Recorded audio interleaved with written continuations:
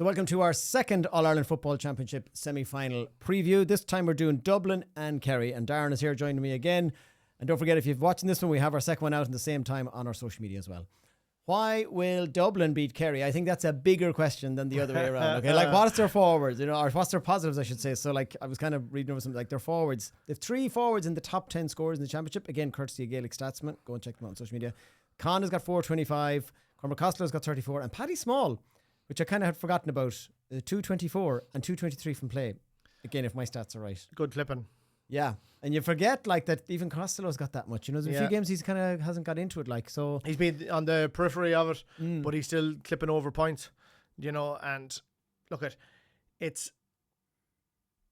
Will them Dublin players get that much room?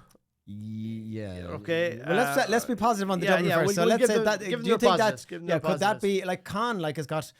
And I had my notes in some another bit like 1-5, 1-7, something like, and he missed a couple of games, and he's not 100% fit. Yeah, God, like like is he the man more deserving of player of the year if they go on to win because he's carried them when they maybe aren't the best, whereas Kerry are obviously on a high. So like, is it those forwards that'll? You think that there's a higher chance they ain't going to be getting big scores? All of them anyways. It's a bit like Mayo's conundrum. But I'll give them their dues. Like, and look at that is serious scoring from a full forward line. It really is, like, and. Again, Con, I don't think is operating at full tilt. Something similar to what he done the last day. Look at he's winning ball, he's winning dirty ball, but he's kind of closer to goal. Whereas in previous years, he's been out around the middle third. So I think he's been minded a little bit. And the likes of Scully and these boys out the middle third then have to really up their game. They're working, and Scully is doing it in spades. Like, he is, of course, and even Basquel, who was... corner forward by trade, who was out in that half forward line now as well, and he's getting dirty. I thought he's been amazing the last 2 He years. has, he never left the game on there was never 3 minutes he wasn't doing something. Yeah, and then they're getting the ball into Con, who's either getting his own scores or getting fouled for Costello to kick the ball over the bar, or either of them boys are winning the ball and laying it off to Paddy Small, who is always showing and always coming on the loop, and he has a serious boot on him as well, and he's left-footed predominantly, but like I would be if the Gaelic Statsman can tell us how many he's kicked with his right foot, because I think in every game he definitely has clipped 1 or 2 over with his right foot, which is it's a good feat as well, because if as a defender you're saying right, keep him on his right, because he has to turn back on his left at some stage, and then when he just kicks it over with his right, it gives you second guessing the next time. Now obviously we'll touch on Kerry's full back line in a few minutes, but that is a major positive for the Dubs. Yes, and another positive maybe we're kind of debate is Sean McMahon marked David Clifford in the league and he only got 3 points. Now I know it's different, but we're just trying to pick something. Is there something? Yeah. And he did go off with a little bit of a tightness in his leg. By all accounts I think he's okay. Owen Merchant is back as well. Yeah. Like, do you think anyone can keep Clifford a bit quieter? To be honest, I keep watching teams trying to do it, and Clifford just keeps coming up with the answers and kicking double figures in most games. So like I had asked the question before, like what's a positive return for marking David Clifford? Like, is it keep him to 8 points? Keep him to 1-5. Like, is that positive? Was it Devlin for Tyrone second half? Yeah, Devlin went on. He seemed to keep him a bit quiet. He did, yeah. I suppose if you're trying to find a blueprint, you go, what did he do? What did he do? What did he do?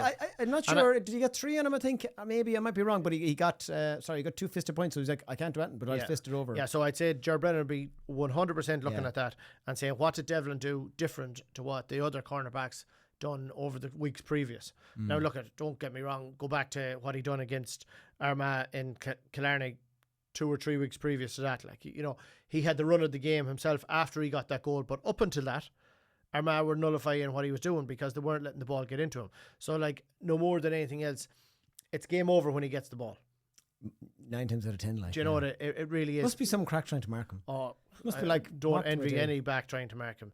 You know what I mean? But because he's so rangy and he's so big and he's so athletic at the same time, and he's we've super seen strong. examples of that thing where you think you're tight to him, but he kind of can just get the ball up enough and the trajectory just right, he'll still score. Even if you're nearly blocking him, he doesn't hit it that way. He hits it up and so look, at McMahon will have I would have no doubt McMahon will pick him up again at the weekend. He'll have his hands full. He really will. But look at McMahon is a teak tough defender. He really is. He's going to be all there and he's going to be in his face, but he is going to need the other Dubs coming in, help him out. And I know you mentioned that Merchant is back training. throw him Be in. shocked to go straight in. I can't see how we go straight in. But, if you did need him and somebody pulls up, because Dubs have gone off with a couple of injuries over the last few games because there are a lot of games on the trot. Yeah, true. Well, they've extra times, and they're all tough games. Yeah. So, yeah. But look, this week we'll answer a lot of those questions. Yeah. See, Joe Brennan said that Kerry have all the pressure, and he kind of referenced it. Well, they have the dream team management. Like, it was a lovely little, oh, sure, you'd have to win it. Yeah, deflect. Yeah, but they're like, I wonder, do Kerry feel the pressure? Like, you know what I mean? Or just ingrained in that they don't. But the dream team management is unreal. Like, Kieran Neal has been involved with teams in multiple All-Ireland finals and wins. And then you have, oh my God, Star Donaghy. Yeah, as well. Yeah. Like, and then of course Jack O'Connor, the king of the ball. Yeah. So, well, obviously Kerry playing Dublin on Sunday, showpiece event, right? There's been 140 All Irelands. They've won 70 between them. Yeah. That's half the All Irelands that's ever taken place. Yep. With Kerry with 39 and the Dubs with 31. Like, this is the event that you all want. Like, this is so. And then a few weeks ago, nobody could see this ever happening because the Dubs had gone back and they were in transition and they were changing up. But when people were saying that, if you're looking at the last time they played each other in Championship, 2023 All-Ireland final, the Dubs won by 2 points. The 6 forwards that are going to start for the Dubs on Sunday played that day. Yeah. Right? The only one that's missing is Paul Mannion, who got man of the match that day. Now, I know he's a big loss, but Kieran Kilkenny is going to take his place. Yeah, but they're very top heavy in the experience and the medal winners up the front. Yes. And it's just as you trickle back then, right down to the man in the goal. Like, Now, speaking of the man in the goal, I would have been a bit of his critic over the last 12 months since he came in. Like, obviously, huge boots to fill, the best keeper that ever laced up in Cluxton. Yourself, well, now look at less said about that, the better. But Comerford over the last few weeks has turned into a different animal. And I think he got, no more than anything else, no more than Shane Murphy down there, he got dropped for one of the games and O'Sullivan went in and didn't set the world alight, but he came back in the next day and it was like the management had decided, okay, you're going to be number one. This is what we want you to do. Do not do anything that you're not comfortable in doing. Because I think some of the short kickouts he was being forced to do or being asked to do, I don't think he was fully comfortable doing it. So as a keeper, if you're not comfortable doing the kick, even though if you're being told this is the right thing to do and it goes wrong, you have egg on your face and you just become deflated and the next kick out goes over the sideline or goes straight to an opposition and all of a sudden you can't get back into your rhythm. The last couple of games he's just been kicking long. He's been finding fellas over the top. He's been finding runners. He's really, really improved his game. So it's like they went back to the drawing board. Now, I don't know, is it anything to do with the fact that Ger is back with them? Was he gone? Isn't it hard? Well, suspension? I mean, you'll never know until you ask about it. Once the season's over, someone might tell us. Yeah, but their season kind of turned around when he came back, and that's no disrespect to Dean Rock or anything like that. No, it can't be too much of a coincidence. Like, you know what I mean? Like, and they really have upped it. So I'll give Comfort his dues. I will say that he's one of the keepers that has turned his own season around, as well as the Dubs turning their whole season around. Yeah, and like they have had 2 big wins against Galway and Donegal. Like, even if Donegal had kind of run, maybe on a lower trajectory after losing to Cork, but still took them to extra time. Like, Donegal are no mugs. Galway, look, I suppose ins and outs of everything, but Galway, like, they got 6 points ahead. Yeah, and whatever about anything, refs or not, Dublin kept going, and they played a nice way. So that should frank them. Like, I personally, I just carry our favourites for a reason. Yeah, but like, we're trying to pick here what's the positives. Like, so that's 2 big wins, 2 confidence boosts. Any young lad, because you never know till the end of the season finish to go, well, that was the 2 games that made those young fellas the back. And every team has to come out of the side sometime. Of course, yeah. So it'll be interesting to see will those 2 games bring them on, or as I said, maybe they're false dawns. They could be false dawns. Only time will tell. Yeah. Like we'll say that obviously Kerry are favourites for a reason, but for 20 minutes in Killarney, Armagh had Kerry's making. Kerry ran away with the game. They will do that to you. Once they get a run on you, they will do that to you. Yeah. The last day against Tyrone, like, from watching it, from the outside looking in, I thought Kerry were better than Tyrone in more aspects on the pitch than not, but they couldn't get away from them. And Tyrone really dug in. So I would say the likes of the Dubs, we've taken huge grit from watching what Tyrone done and sticking in there and just saying, if we can stick in the game, if we're still in the game with 10, 15 minutes to go, you just don't want what can happen, because injuries could occur, black cards, red cards, you just stay in the game. That's going to be their aim for 50, 55 minutes. And after that, then see what happens. Yeah. And I suppose we're going on to, like, we're trying to find negatives. Like, it is that inexperience in defence. Yeah. Now they've come through some big games, but again, you are really up against the creme de la creme in the forward department. Well, you are of course, like, but again, it's all about matchups. Yeah. How they're going to get their matchups. Like I would envisage that Charlie McMorrow, who finded the season for the Dubs, I would say he's going to tag Paddy. So if you think back to what Paddy done against Donegal last year in the All-Ireland final, like he ran the show with, I don't know, 70 odd possessions or something like that. But every team has seemed to, right, okay, this is not going to happen again. So like I would say McMorrow will tag him from the start. Something similar to what Hesher will probably do with Mulroy, because if you let Paddy get the ball, he will make the team tick. In defence then, if we're mentioning that McMahon is going to pick up Clifford. Now you have Paul Geaney and Dylan Geaney, right? I wouldn't be surprised if Sean Yossi starts instead of Paul Geaney. Yeah, he didn't maybe get into the last day as much. Right, as he like would I would say after another 2 weeks training, he's only coming back. I think that Paul could get sacrificed to get this guy into the team. Now, it may or may not happen. But who would you shuffle in the front then? Well, I would you say, wouldn't put Sean in the front, obviously. I would say that he would start at 14 and come out a bit. Okay, and leave a bit more room inside. Leave more space inside for Dylan and David, and let Paddy move away and let Sean tick into that 11 spot. May or may not happen, but it'll be interesting just to see. Obviously, David Byrne then pick up Dylan Geaney. Yeah, right. David Byrne's no more guy tonight. He's not. Yeah, so we're kind of going. Where is this inexperience? Yeah, exactly. When the season has grown. Yeah, when you break it down, because like obviously they've got Lee Gannon back in there, All Ireland winner. He's been playing the last couple of games at wing back, and again, look at it's when you break it down and you go, okay, this is a team in transition. It's actually a team that has a lot of experience. Yeah. I mean, if you're looking for other negatives, I'd say, like they did lose to Louth and Westmeath, when they were kind of on form. So they're two form teams. You could argue, well, they beat Galway and Donegal, who we'll know after this weekend now for sure. Yeah. They actually, that was a bad marker for them. That's where we should have gone. But like, would you read anything into those Louth and Westmeath losses? Is it too far gone now? Is it too far? Yeah, I think what happened in them games, I think is just like different season. But you're talking about a tight season, a short season, but like that seems like so long ago. Yeah. Do you know what I mean? Like when Westmeath got across them in the line, Westmeath were just, I think, like Westmeath were winning that Leinster final. Yeah, that was their big goal. It really was. Louth had a marker to put down after getting bet by 10 points in a few weeks previous to that.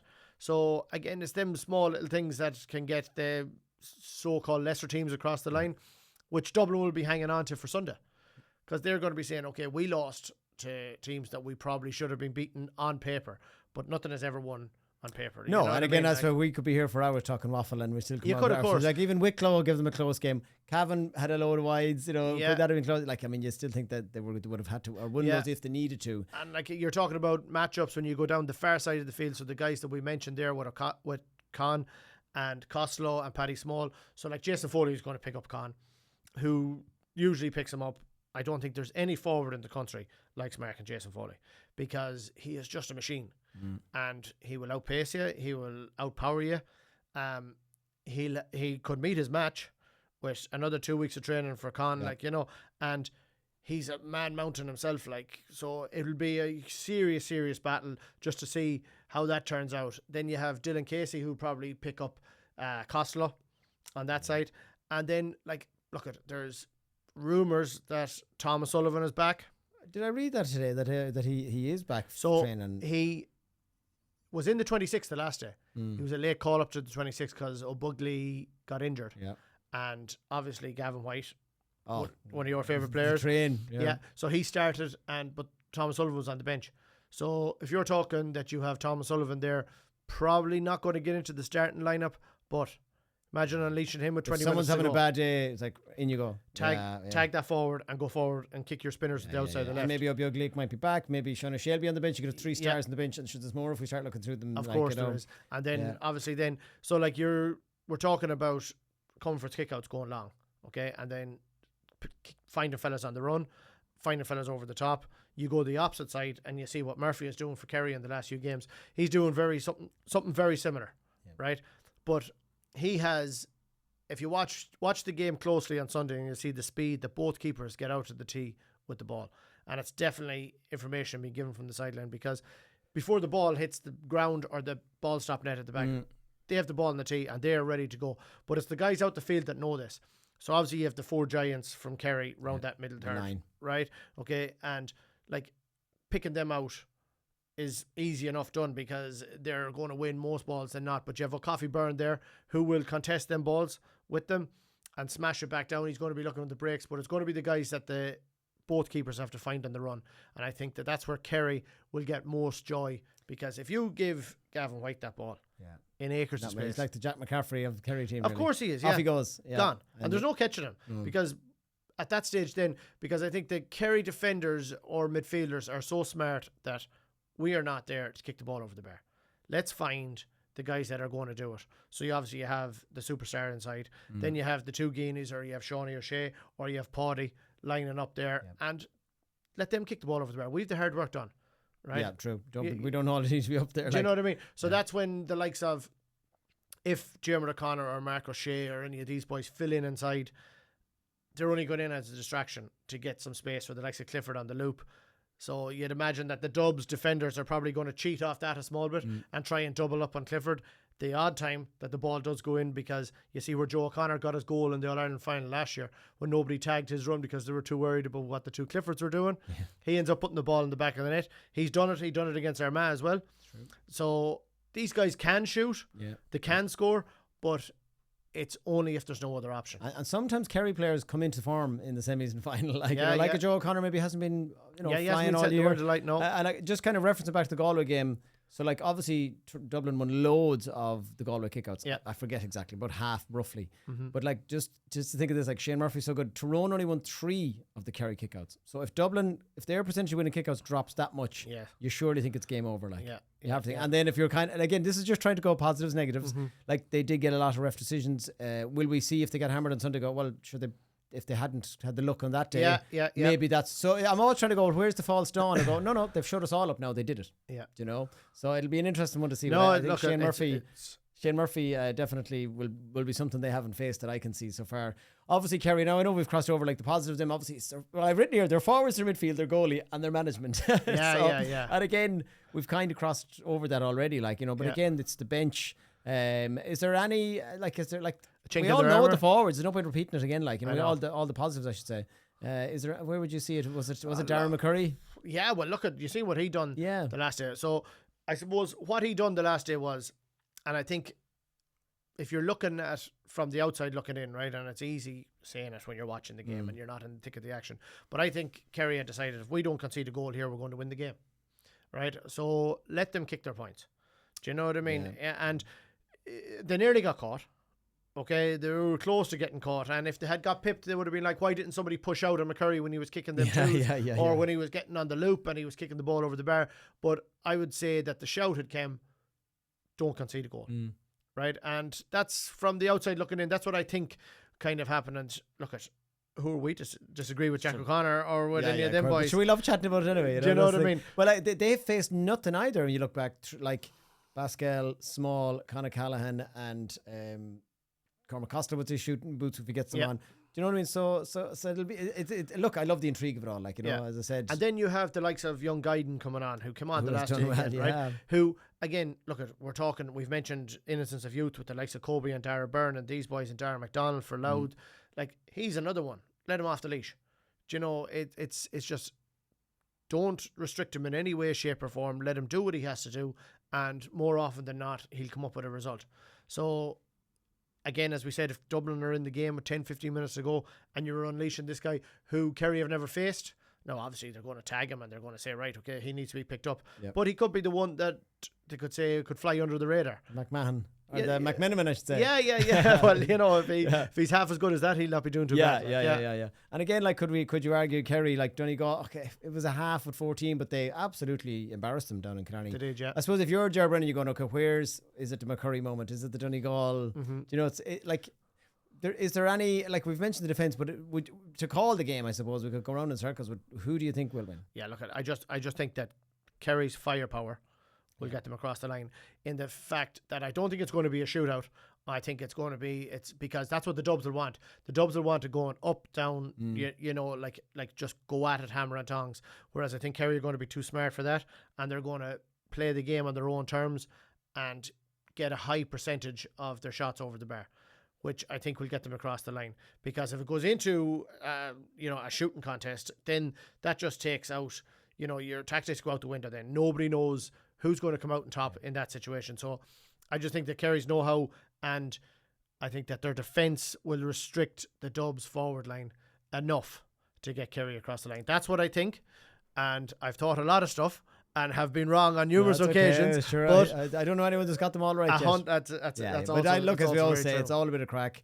It's great chatting about it, and as I said, we love the GA. But this is the time of year that GA people love. So you have a weekend of 2 All-Ireland semi-finals, and both games are going to be crackers in their own right. Yeah, I mean, even if someone ends up running away with one or not, there'll be 40, 50 minutes. Yeah. I definitely feel there'll be a red card in the Kerry Dublin one. Yeah. I think there'll be two we're not letting them get one over, and someone might just lose the head. I wouldn't be a bit surprised. Like Durbin was teak tough himself. Yeah. He really, really, really faced up guys when he was playing in defence for the Dubs. So you can see that he's putting his mannerisms on that Dublin team. There's a few guys that are really learning from him. So there's going to be a bit of argy-bargy. There's going to be some guy could flick, trip, do something wrong, and then you could have the ref having to make a decision. So in that instance, we've said it before, we don't know what directive is coming down from Croke Park, but the refs more often than not in the last 3 or 4 weeks have been going with the worst decision possible. And as in not the wrong decision. No, but the worst outcome for the victim. So let's call it, give it a black and a penalty or give a red card, and nobody can come back to me afterwards and says, well, that should have been a penalty and a black, or that should have been a red. Whereas they're just saying, bang, all in. Deal with it afterwards. Okay, so you're going for Kerry. I'm going for Kerry, yeah. Going for Kerry. Okay, well, sure, we'll be back after the semi-finals. We're going to be doing our live show. We'll announce details on social media soon. It's probably on the Thursday night before the All-Ireland because the World Cup semi-finals are on then. But we'll all be back then, and we'll see who got all the predictions right or wrong. Time will tell. Darren, thanks as always for joining me, and thanks to you at home for watching.